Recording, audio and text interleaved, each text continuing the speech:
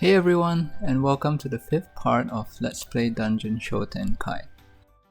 In the previous episode, we drew the Broom Tarot card, which triggered the scenario where we go on a hunt for Princess Aurora's pet golden bird. In today's episode, a new character appears in our shop to make a request, so let's see how it goes. Before we draw the next tarot card, we usually have to spend some amount of in-game time by running around town and just doing random things at our own pace. Upon visiting the church, we see Chelsea talking with Will, an unfamiliar face.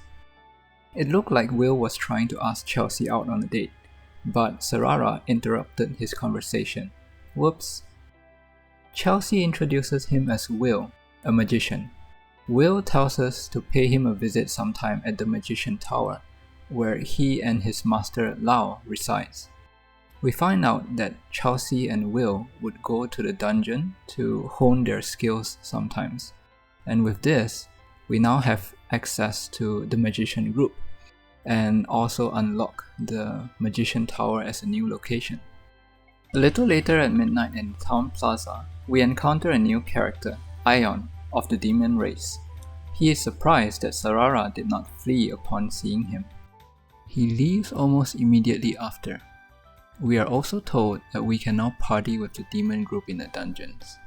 I'm honestly not sure how we managed to become friends with the demon group with barely 3 lines of conversation, but anyway, the more the merrier. After Ion leaves, some additional characters appear. Dis, Hool, and Empel. They comment on how weak Ion is before bickering a little and disappearing. I'm guessing these 3 characters are his rivals? Anyway, a random visit to Ruby's hideout triggers a little cutscene involving Highline and Sapphire. Highline is inviting Sapphire out on a date, but Sapphire rejects him and says she has no interest in such things. Highline eventually leaves, but claims that he will keep asking her out until she accepts. When we visit the adventurous bar, Jed appears and starts a monologue out of nowhere. He says that he is a descendant of Judah, a family of priests who helped the heroes of legend. However, his family also carries the dishonor as being traitors. So does that make him a descendant of traitors? He doesn't know. So he wishes to devote his current life to serve the hero instead. A rather interesting but cryptic monologue. Visiting the church again later, we see a cutscene with a new character, Father Desmonte. I think this might be intentional, but this character has a strange face painting, is wielding a cross-like weapon, and is making a distinct pose that is common in Japanese kabuki theater plays.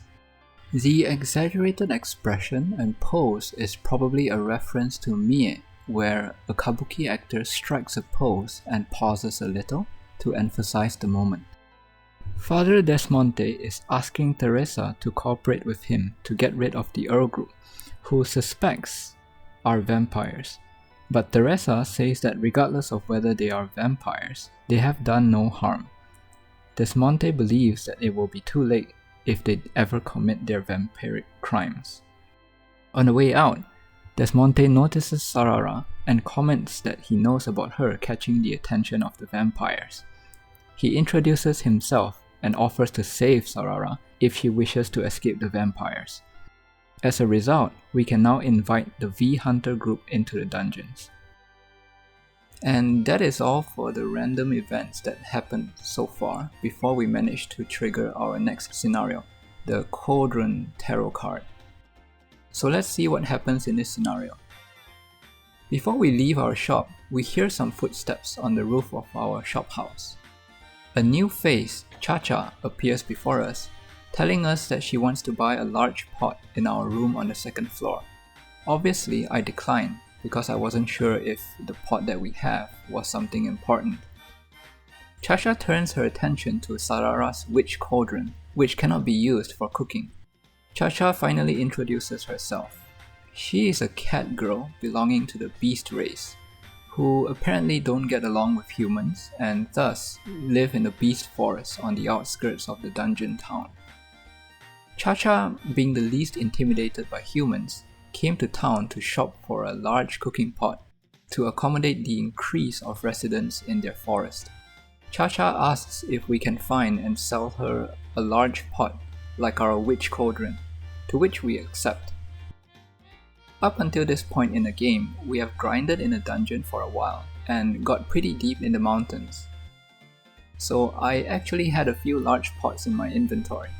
Incidentally, I could literally just sell the large pot from my inventory to Chacha, and the scenario would have ended right as it started. But of course, there's actually more to this scenario, so instead of ending the story on the spot, we'll play along and see how far it goes. First, we need to gather information by talking to the people in town. Our first stop is the Merchant Guild. Gamet says they do not sell large pots the size of our witch cauldron. Next stop, the church. Teresa says they don't have any pots, but they do have the church bell, which is not what we want. We visit the Magician Tower next. Will doesn't have a clue. Lau, however, says he once had a large pot, but he got rid of it. Will then reveals the truth, that Lau actually sold it off to Gustav in exchange for drinking money. I guess we'll check with Gustav later. We talk to Kirill at the laboratory. She says that it's best to search in a dungeon, which makes the most sense. We next talk to the castle residents. First, the twin handmaidens only commented that they're sick of scrubbing their castle's pot. The wet nurse tells an anecdote about the king who fell into the large pot when he was a child. The minister talks about how they used to have a large pot and served a lot of food to guests in the past.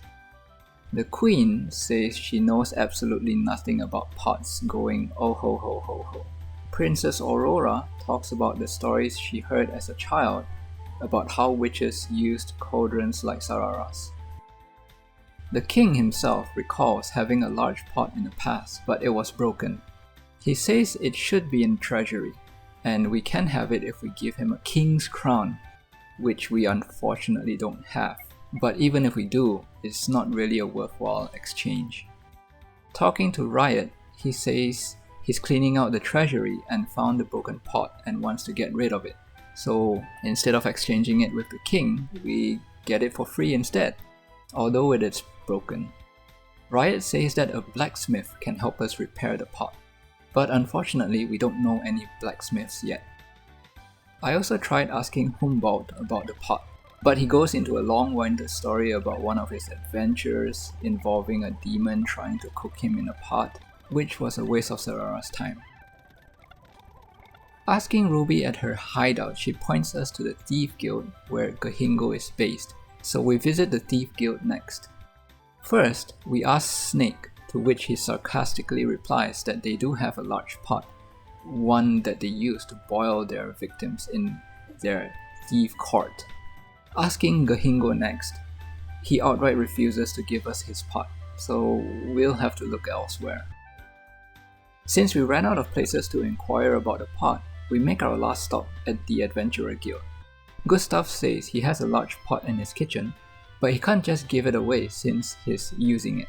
And finally, we listen to some rumors of other adventurers in the bar, and we hear a conversation between Adar and Chacha.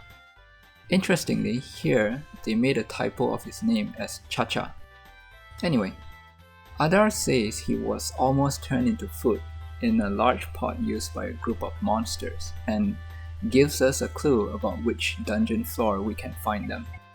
Based on some light research online, it seems that the pot is on the 15th floor of the dungeon. So off into the dungeon we go. Since I wanted to grind some EXP and money, I didn't take the dragon ride as a shortcut to the 15th floor. I just started from the first floor and slowly made my way up.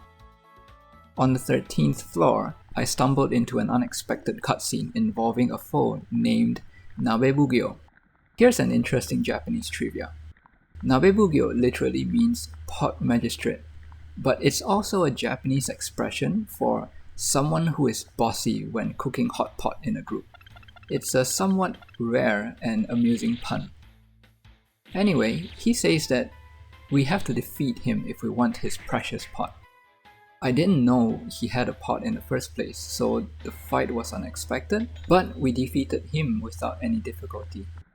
He gives us a giant pot, but tells us that we are no match for that other person on another dungeon floor, which implies that there's another pot-related foe that we can get a better pot from, so challenge accepted.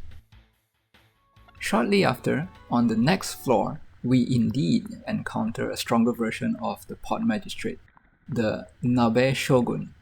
Unfortunately, there's no pun here, so it's just a quirky name for a foe who is obsessed with pots. After defeating the pot shogun, he rewards us with a really giant pot, and that's it. This is probably the largest pot we can obtain in the game, but still, we haven't gotten to the 15th floor yet, so let's continue a little further. On the 15th floor, we encounter a trio of goblins cooking something in a pot. These are the monsters and pot that Adar and Chacha were talking about, right? So we ask them for their pot, and naturally we have to fight them for it since they're monsters. After defeating them, we get a small pot. As the name implies, this is the opposite of what we want. That means the really giant pot we got earlier from the pot shogun is the best thing we can deliver to Chacha as far as we know. And that is what we do in the end. We deliver the really giant pot to Chacha, which surprises her, but she happily buys it from us, so all is well.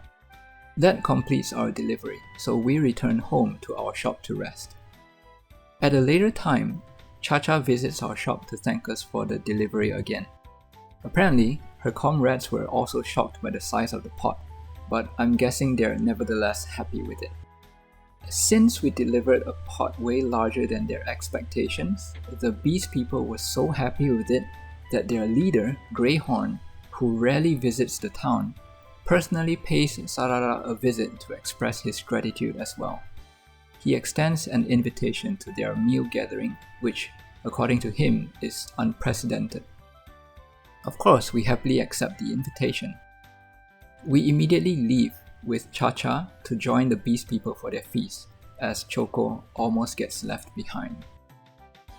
And that concludes today's episode, Cauldron. Thank you again for watching this video. I hope today's relatively short scenario was entertaining to you. I think it was a rather light-hearted quest, although I had to grind EXP in the dungeon for a while to be strong enough to reach the 15th floor. I've uploaded 5 videos of my playthrough so far, but I'm curious about what other people think. Considering that this game is very old and obscure, I don't know if there's anybody else who is as interested in this game as I am, but I'm sure if anyone likes Japanese RPGs and item shop genre enough, they will eventually stumble across this. So if you're one of the few, I'd really love to hear your thoughts on the game. Anyway, see you in the next video. Bye.